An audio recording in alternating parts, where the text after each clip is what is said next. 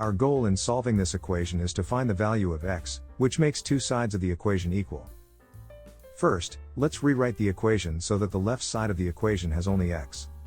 To do this, we must eliminate minus 5/8 on the left side of the equation.